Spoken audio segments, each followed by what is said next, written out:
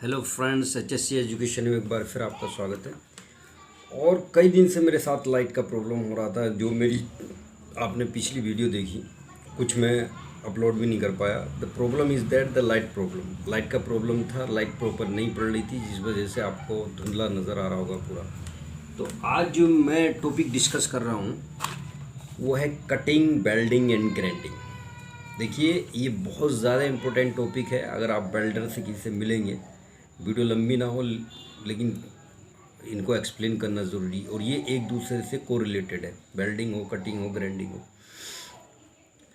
तो जब आप वेल्डिंग की बात करते हैं तो to join the metals of any metals, the process of joining of metals with the help of oxygen or with mixed ethane gas is known as the welding process.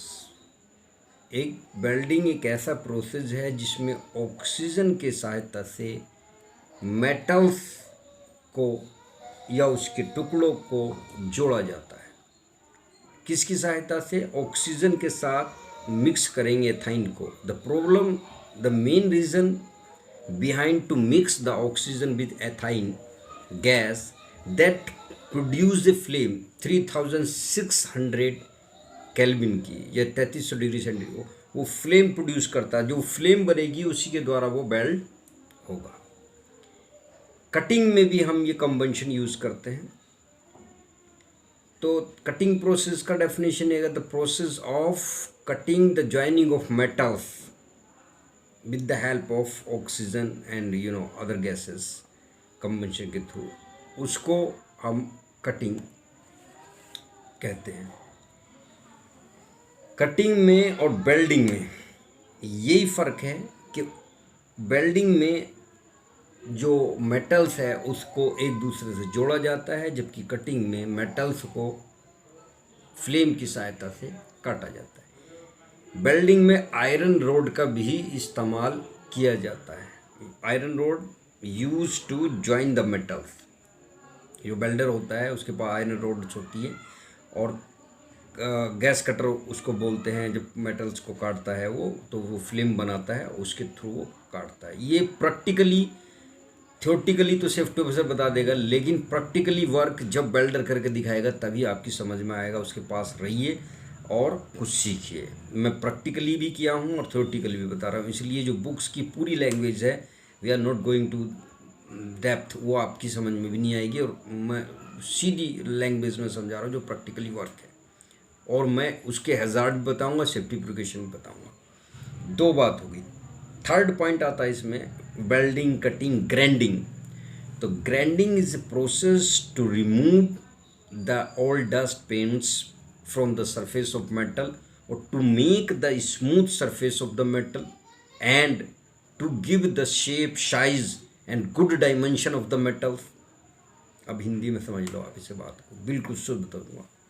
Grinding किसी चीज़ को घिसना, चिकना करना, एक प्रोसेस है जो grinding machine की सहायता से with the help of wheel, उसमें एक व्हील लगा होता है, उसकी सहायता से किसी भी मेटल्स को स्मूथ करने में, उसकी त्वचा को, उसकी सरफेस को चिकना करने में, उसकी सरफेस से old paints, rust, dust remove करने में, या मेटल्स को शेप देने में, साइज देने में, डायमेंशन देने में, डिफेक्ट्स दूर करने में ग्राइंडिंग का यूज़ किया जाता है। ये सारी चीज़ें वेल्डिंग, कटिंग, ग्राइंडिंग, पॉलिशिंग, जो पॉलिश करना होता है मेटल्स पे, ये सब एक दूसरे को रिलेटेड है। और एग्जामिनर आस्क मस्ट हमेशा पूछता है, क्योंकि इसमें सेफ्टी बरती जाती है। अभी मैं बताऊंगा क्या है कि वेल्डिंग जब आप करेंगे, वेल्डिंग, ग्राइंडिंग और कटिंग, इन तीनों को मैं एक साथ ले रहा हूँ, और इनमें सिमिलर कुछ चीज़ें हैं और सिमिलर ही सेफ्टी है।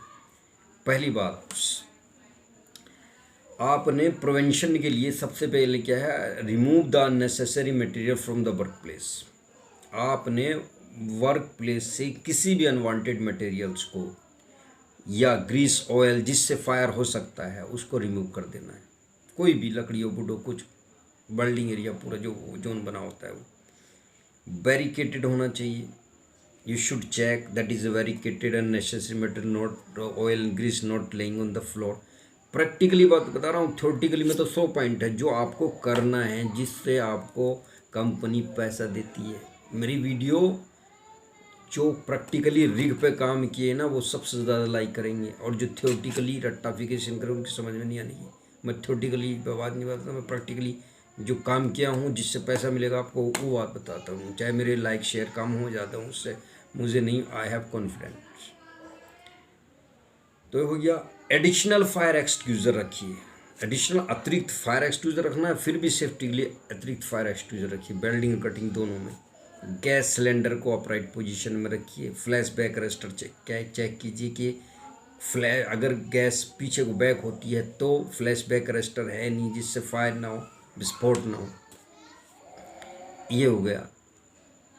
अगर फायर एक्सक्यूज़र रखेंगे, पानी को भी आपको रखना है उधर जब वहाँ होता है फायर एक्सक्यूज़र। मान लिया कभी कभी इतने बड़े हैवी साइज़ में नहीं प्रेजेंट है, कुछ जल्दी में करने लगा, तो thank you so much. Light चली गई है, अभी थोड़ा एक्सप्लेन करूँगा बाद में।